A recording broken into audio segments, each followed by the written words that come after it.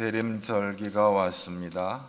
예수 그리스도의 성탄절을 앞두고 교회는 주님의 초림을 기뻐하며 축하할 뿐만 아니라 주님의 다시 오심을 기다리며 재림 소망을 더욱 견고하게 하는 계절이 왔습니다. 대림절은 예수님의 처음 오심과 그분의 다시 오심을 생각하는 절기입니다. 오늘 데살로니가전서 3장 13절 말씀을 우리 다 같이 함께 보도록 하겠습니다. 너의 마음을 굳건하게 하시고 우리 주 예수께서 그의 모든 성도와 함께 강림하실 때에 하나님 우리 아버지 앞에서 거룩함에 흠이 없게 하시기를 원하노라. 강림하실 때, 파루시아,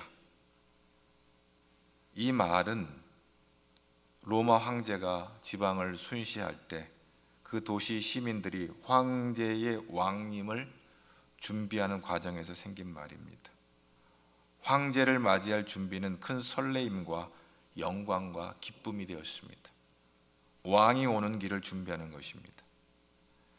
이번 세계 축구 잔치인 카타르 월드컵은 모든 사람들을 열광시키고 있습니다. 밤새워 응원하며 지구촌이 흥겨워합니다. 손흥민 선수가 얼굴에 부상을 입고서도 투혼을 발휘하는 것을 보고 감동을 받습니다. 만약 이번 월드컵에서 우리나라가 우승을 한다면, 이게 아마 쉽지 않은 일이긴 하나, 우승을 한다면 우리나라의 큰 영광이 되고 온 국민들의 기쁨이 될 것입니다. 아니, 우승은 뒤로 하고 16강 안에만 들어가기만 해도 아마 우리나라는 들썩거릴 것입니다. 딱 한 번 축구 게임에서 승리를 하게 되면 아마 그것은 너무너무 우리에게 큰 기쁨이 될 것입니다. 그런데 우승을 하고 대표단이 우승컵을 들고 귀국한다면 인천공항뿐만 아니라 온 나라가 기쁨의 도가니로 흥청거리게 될 것입니다. 우승컵 하나에 이러한 기쁨과 감격이 있어요. 왕이 오십니다. 바울은 이 단어를 예수 그리스도의 강림에 사용하고 있습니다. 우리를 잠시 기쁘게 하기 위해서가 아니라 우리를 영원히 구원하시기에 오시는 주님이십니다. 잠깐의 기쁨이 아닙니다. 세상에 잠깐의 기쁨에도 이렇게 흥분하고 우리가 어쩔 줄을 몰라 하는데, 영원히 우리를 구원하시고 우리의 생명 주시는, 우리의 왕으로 오시는 예수님이 이 대림절 기간에 이제 성탄절까지 이어지는 이 절기 가운데 우리는 그의 오심을 기뻐하고 기다리고 있는 것입니다. 초림의 주로 오셔서 우리를 위해 십자가 지시고 부활 승천하셔서 생명의 주가 되셨습니다. 재림의 왕으로 오셔서 만왕의 왕으로 만주의 주로 오셔서 마지막 심판을 통해 하늘나라의 생명책에 기록된 자들은 영원한 하나님의 나라로 우리를 인도하실 것입니다. 영생의 나라로 우리를 인도해 주실 것입니다. 오늘 본문에서 하나님께서는 바울 사도를 통해 성도들에게 그리스도의 재림, 여기서는 강림이라고 했죠. 그 재림으로 시작되는 그 종말을 대비하는 성도들의 자세에 대해서 또 말해주고 있습니다. 바로 믿음으로 이 재림을 준비하는 것입니다. 우리는 사도 바울이 데살로니가 교회에 쓴 편지를 통해 이 종말을 맞이하는 성도들에게 주시는 하나님의 음성을 듣게 되는 것입니다. 오늘 우리가 읽은 본문의 3장 초두에 데살로니가 교회를 방문하고 돌아오는 디모데의 보고를 받고 기뻐하는 바울의 모습이 보입니다. 사도 바울이 데살로니가 교회를 개척을 해놓고 얼마 되지 않아서 바로 황급하게 떠나야만 하는 그런 어려움이 있었습니다. 그래서 그가 먼 곳에서 데살로니가 교회가 잘 성장하고 있는지 늘 궁금해하고 기도했습니다. 그래서 디모데를 보내가지고 데살로니가 교회 형편이 어떠한지를 알아봤더니 디모데가 돌아와서 하는 말이 믿음 안에서 잘 믿음 생활하고 있습니다 라고, 데살로니가가 어려운 가운데서도 믿음 생활 잘하고 있습니다 라고 보고를 하는 거예요. 이게 이제 8절의 말씀인데 3장 8절에 보면 주 안에서 굳게 선즉 우리가 이제는 살리라. 이제 안심해도 된다는 얘기죠. 주 안에서 굳게 서 있다. 예수를 꽉 붙잡고 있다. 이렇게 하는 거예요. 농부가 그렇다 그러잖아요. 내 논에 물 들어가는 것과 자식 입에 밥 들어가는 것은 보고만 있어도 배부르다. 이게 아버지의 마음이에요. 아버지의 마음. 사도 바울이 이 데살로니가 교회를 향한 아비의 마음이에요. 그래 들려오는 소식이 예수님 안에 이렇게 잘 서 있다는 소식을 들으니까 너무 기쁜 거예요. 그래서 오늘 데살로니가 전서 3장 9절 우리 한번 다 같이 또 보겠습니다. 우리가 우리 하나님 앞에서 너희로 말미암아 모든 기쁨으로 기뻐하니 너희를 위하여 능히 어떠한 감사로 하나님께 보답할까. 너무 기쁘다, 감사하다. 하나님께 뭐 어떻게 감사를 할까. 어려운 가운데서 너희들이 이렇게 신앙생활 잘하고 있으니까 너무 좋다, 이런 얘기죠. 사도 바울은 데살로니가 교인들을 아주 많이 사랑했어요. 그리고 여기를 보면 주야로 기도했다 그랬죠. 10절 말씀 한번 다 같이 보겠습니다. 주야로 심히 간구함은 너희 얼굴을 보고 너희 믿음이 부족한 것을 보충하게 하려 합니다. 주야로 밤낮으로 생각한 거죠, 데살로니가 교회 성도들을. 그리고 그냥 생각만 한 게 아니에요. 심히 간구했다. 간절히 기도했어요. 믿음 안에서 잘 세워달라고. 그리고 보고 싶은 거예요. 너희 얼굴을 보고 싶다. 그런데 그 이유가 있어요. 믿음이 부족한 것을 보충하게 하려 합니다. 바울은 데살로니가 교인들을 찾아 만나기를 소원하는 마음이 있어요. 그리고 믿음의 부족한 것을 좀 채워주려고 하는 아버지의 마음이 있어요. 물론 사도 바울은 데살로니가 교회 성도들을 칭찬합니다. 데살로니가서 1장 6절에 보면 이런 말이 있어요. 환난 가운데서 성령의 기쁨으로 말씀을 받아 우리와 주를 본받는 자가 되었으니. 너무 감사해요. 환난 가운데 데살로니가 성도들이 어려움이 있음에도 불구하고 성령의 기쁨으로 말씀을 받아 믿음의 생활을 정진하는 것을 내가 들었다는 거죠. 너무 감사해요. 그래서 오늘 데살로니가서 3장 8절에 그러므로 너희가 주 안에 굳게 선즉 우리가 이제는 살리라. 공동 번역으로 이 데살로니가 전서 3장 8절을 보면 여러분이 주님께 대한 믿음을 굳게 지키고 있으니 우리는 지금 정말 사는 보람이 있습니다. 내가 너희를 개척해 가지고 교회를 세운 보람이 있다. 사도 바울이 그렇게 말하고 있는 것입니다. 그런데 이제 부족한 것이 있던 거예요. 부족한 것. 너희들에게 믿음으로 살아가지만 너희들이 좀 부족한 것이 있다. 그 부족한 것을 채워주기를 소망하는데 그 부족한 게 뭐냐? 재림에 대한 소망이에요. 데살로니가 전서 4장 13절에 이어서 계속 권면하는데 같이 한번 보겠습니다. 형제들아, 자는 자들에 관하여는 너희가 알지 못함을 우리가 원하지 아니하노니 이는 소망이 없는 다른 이와 같이 슬퍼하지 않게 하려 함이라. 14절도 볼까요? 우리가 예수께서 죽으셨다가 다시 살아나심을 믿을진대 이와 같이 예수 안에서 자는 자들도 하나님이 그와 함께 데리고 오시리라. 아멘. 공동번역 살전 4장 13절에 보면 이 말씀, 교우 여러분, 죽은 사람들에 관해서 여러분이 알아두셔야 할 것이 있습니다. 여러분은 희망을 가지지 못하는 다른 사람들처럼 슬퍼해서는 안 됩니다. 오늘 사도 바울이 오늘 데살로니가전서 4장 13절에 자는 자들이라는 말을 사용하고 있음을 우리가 보게 되는데요. 또 14절에서는 예수 안에서 자는 자들이라 이렇게 표현했습니다. 바울은 이 신자들의 죽음에 대해서 잔다 이렇게 표현하고 있습니다. 그리고 이 신자들의 죽음에 대해 바로 알기를 원하는 거예요. 그 이유는 소망이 없는 다른 이와 같이 슬퍼하지 않게 하려 함이라 그랬어요. 소망이 없는 다른 이는 뭐예요? 불신자들, 예수 믿지 않는 사람들, 그리고 잘못된 죽음관을 가지고 있는 사람들이에요. 바울의 이러한 표현은 당시 유행하던 죽음에 대한 잘못된 헬라적 사상을 염두에 두고 이런 말을 하고 있는 거예요. 헬라적 철학 사상은 육신의 죽음을 그냥 인간의 마지막으로 본 거예요. 그러니까 슬퍼하고 애통해 하는 거죠. 사람이 죽으면. 이러한 헬라적 인본주의 사상들은 이것이 2000년 전에만 데살로니가 교회와 로마 지역에만 있었던 게 아니라 오늘날 우리 안에도 있는 거예요. 죽으면 끝이다 라는 생각이.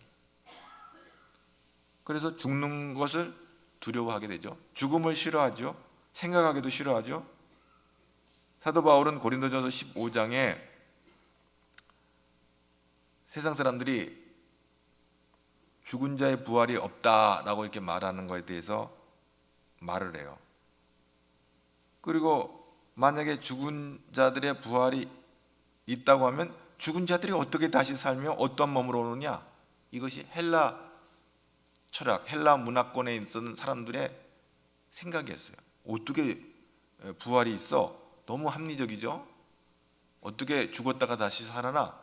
정말 이성적이죠? 죽으면 끝이야. 이게 헬라 철학의, 헬라의 사람들의 사생관이었다. 그런데 바울은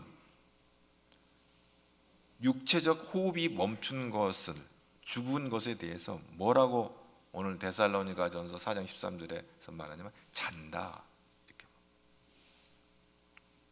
그리고 이것은 구약과 신약 여러 경우에도 육체적 죽음을 잠잔다라는 표현을 해요.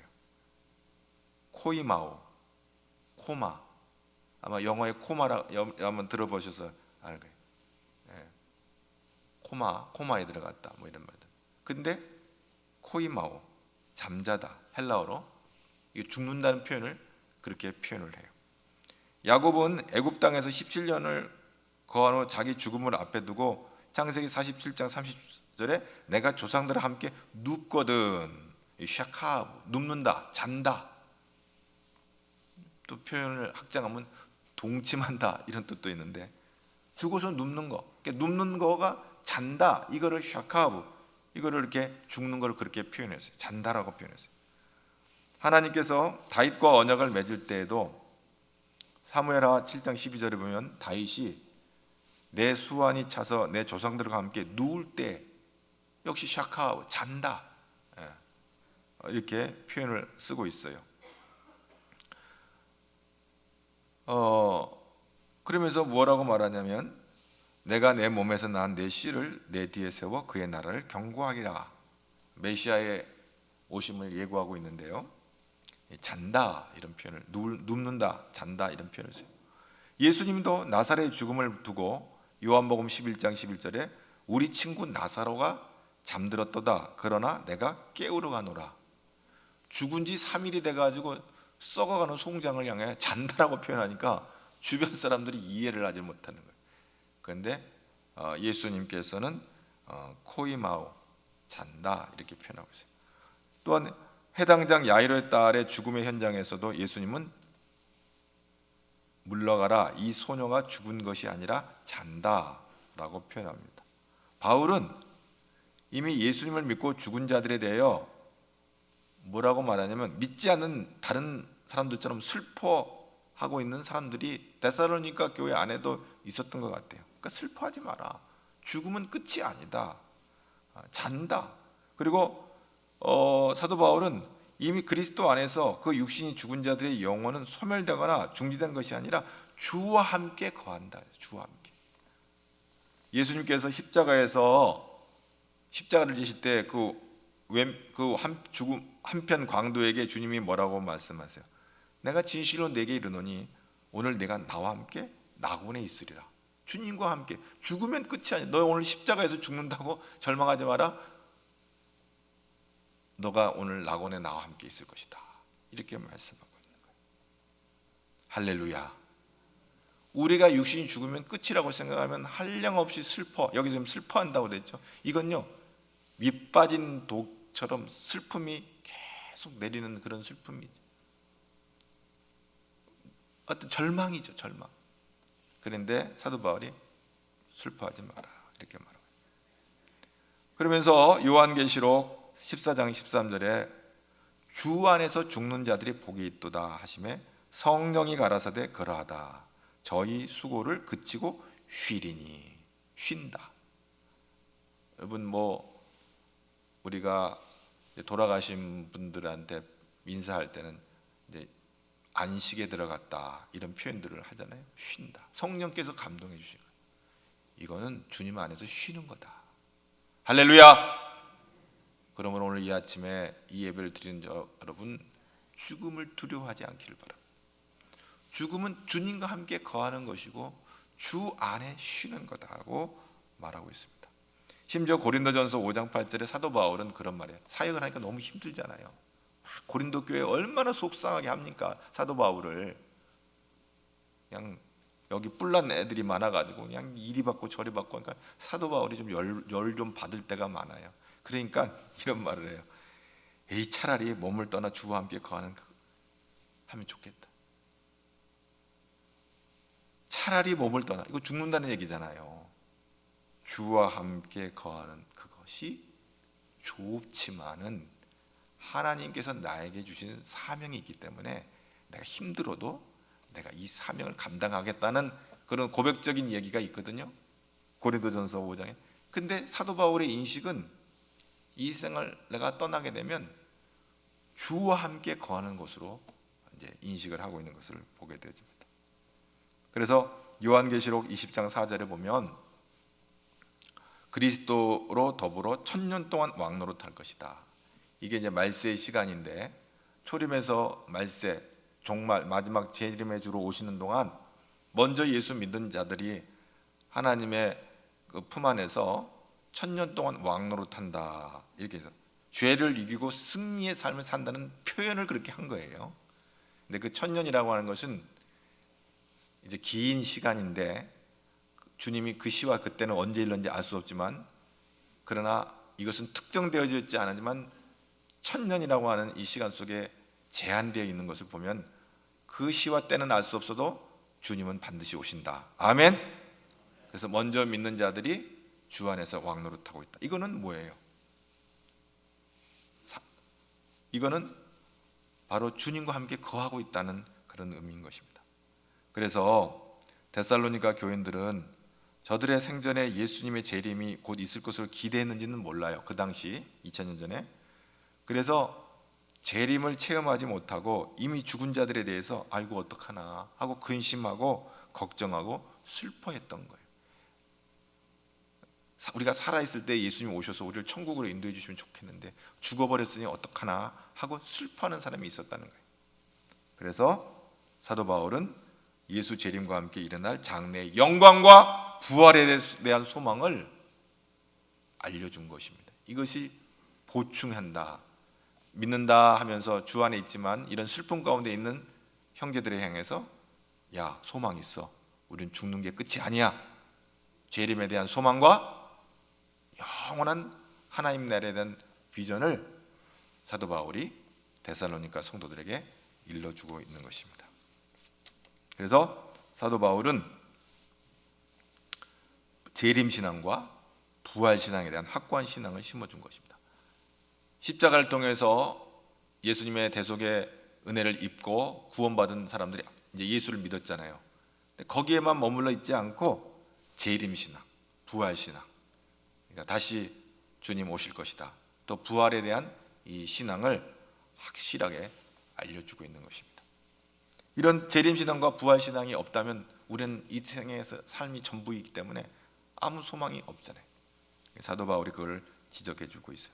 그 다음에 또 한 가지 부족한 게 있었어요. 데살로니가전서 4장 3절 말씀은 다 같이 봅니다. 하나님의 뜻은 이것이니 너의 거룩함이라 곧 음란을 버리고. 이 음란으로 번역된 포르네이아스, 영어로는 포르노, 근데 이게 포르네이아스, 모든 형태의 성적 방종을 가리키는 단어입니다. 이 본문의 시대적 배경에는 헬라인들은 성적 범죄를 크게 문제 삼지 않았어요. 오히려 성욕을 절제한다는 것이 그들에게 있어서는 부자연스러운 것으로 받아들였어요. 헬라 문화 속에서도. 로마 같은 경우 신전에서 행해졌던 다산을 기원하는 제사는 미의 신 아프로디테의 수종자들인 신전의 여성 사제들이 창기들의 역할을 해가지고 그 제사가 아주 음란한 제사를 드리게 됐어요. 이러한 사회적 분위기 속에서 성적 방종과 타락은 일상생활이었고 아무런 죄책감 없이 음행을 행했던 그런 시대예요. 데살로니가 교인들도 이러한 환경 속에 살아가고 있었기 때문에 사도 바울은 그들에게 성도들을 향한 하나님의 뜻을 제시하는데 첫 번째가 뭐예요? 성결한 삶. 음행을 행하는 것은 성전을 더럽히는 죄다.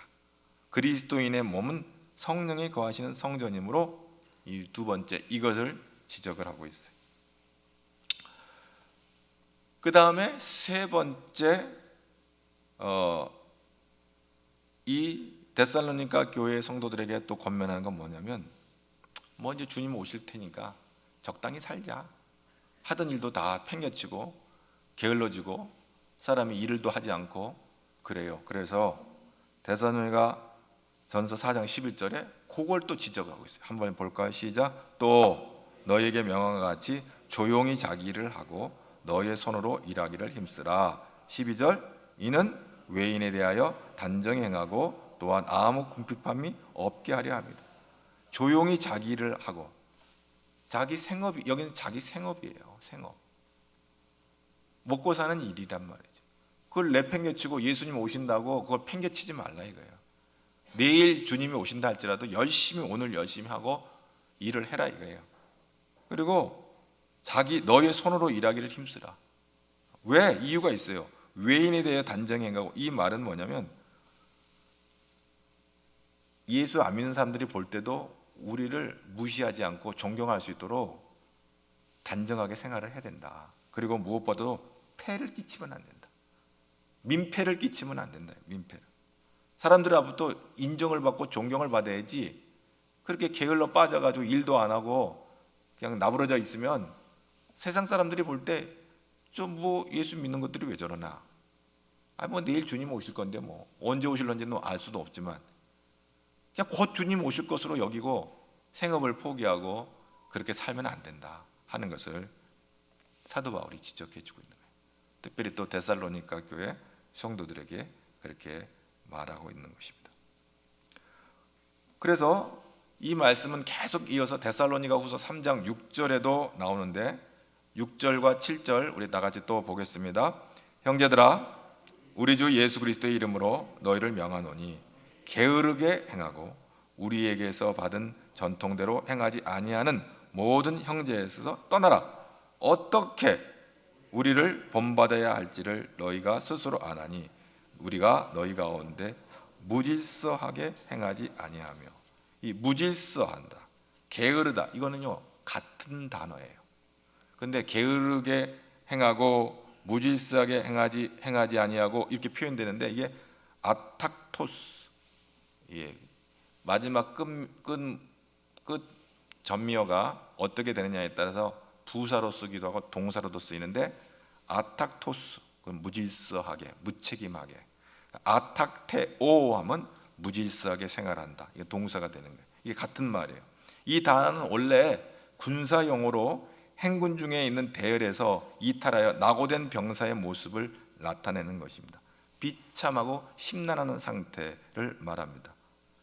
교회에 정해진 질서를 따르지 않고 제멋대로 방지하게 행한다는 것을 의미합니다. 교회에 분란을 일으키고 골치 아픈 일만 만드는 일을 무질서하게 행한다는 표현을 하고 있습니다. 아탁테오하고 있다. 이러한 자들은 다른 형제들에게 도무지 도움이 되지 않고 민폐가 되고 있다 하는 거예요. 그래서 오늘 데살로니가전서 4장 11절에 조용히 자기 일을 힘쓰라. 조용이라고 하면 뭐예요? 묵묵히, 침착하게, 집중하여, 규모 있게, 질서 있게. 그건 뭐예요? 게으르지 말고 부지런히. 조용이란 말은 게으르게, 조용이라는 말을 우리가 이렇게 번역을 해놓으니까 사람들이 그냥 조용히 이렇게 살아가는가 보다라고만 하지만 게으르지 말라는 얘기예요. 무질서하게 살지 말라는 얘기예요. 물질서하면 어떤 일이 벌어져요? 빈 깡통이 요란하잖아요. 여기서 일이라고 하는 것은 앞에서도 얘기했지만 생계 유지를 위한 비즈니스, 직업 활동도 되고요.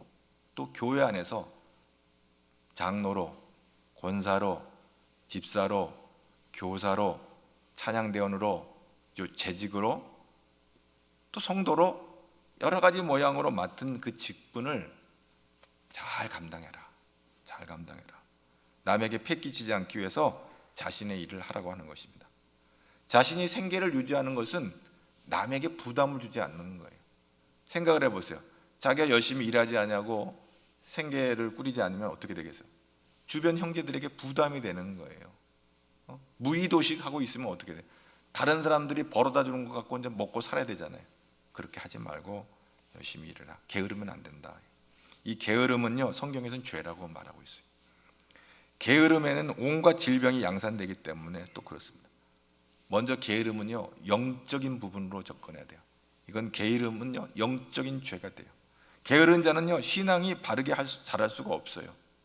마음은 온이지만 몸이 안 따라주니까 신앙생활이 바르게 되질 않아요. 반대로 바르게 신앙이 성장하는 사람은 자기 일에 부지런한 사람이에요. 성실한 사람이에요. 또 게으른 자는요, 영적으로만 문제가 있는 것이 아니라 육체적으로도 연약해져요. 면역력이 떨어져 가지고 잦은 병에 고생을 하게 되는 거예요. 또 게으른 자는요, 정신적으로도 약해진단 말이에요. 매사에 의욕이 없어지고 대신에 염려가 생겨. 의욕이 없어지는데, 디자이어가 없어지는데 그 디자이어에 뭐가 들어가냐면 염려가 들어가는 거예요. 염려, 걱정. 걱정과 염려는 나태할 때 찾아오는 겁니다. 그래서 자신감을 상실하려는 거예요. 정신적으로. 또 자존감, 셀프 이스팀이 약한 자들을 보면 대체로 게으른 사람들입니다. 부지런한 사람들은 염려할 겨를이 없어요. 긍정적으로 봐요. 자기가 하는 일에 대해서, 자기 자신에 대해서, 자기 가족과 형제에 대해서, 교회에 대해서 긍정적으로 생각을 해요. 그런데 그렇지 못하면 어떻게 돼요? 늘 불평해요. 모든 상황에 대해서 불평해요. 자기 자신도 불평스럽겠죠. 교회도 불평스럽죠. 자기 식구들한테도 불평스럽죠. 교회 성도들한테도 불평을 하죠. 정신적으로 굉장히 문제가 있게 되는 거죠. 인생이 엉망이 되는 거예요. 주위 사람이나 환경 탓, 이 다 육체의 게으름 때문에 이런 멘탈을 갖게 되면 자기 자신뿐만 아니라 주변 사람들에게 해가 되는 거예요. 게으른 자식은 부모에게 해가 되고, 게으른 부모는 자식에게 해가 되고, 그렇게 되는 거예요. 그 다음에 그러면 열심히 부지런하게 산다고 하는 거가 그러면 되냐? 오늘 사도 바울은 조급함도 문제가 있대. 조급함은 빨리 결과를 보려는 마음에서 생기는 건데 무엇이든지 열심히 한다고 되는 게 아니다. 이 조급함 때문에요, 비정상적인 방법으로 살게 되는 거예요. 적당주의 또는 과정이 잘못된 삶을 살게 되는 거예요. 그래서 한탕주의, 이렇게 해서 한두 번 성공할 수 있지만 그런 성공 때문에 결국 규모 없는 삶을 살게 된다.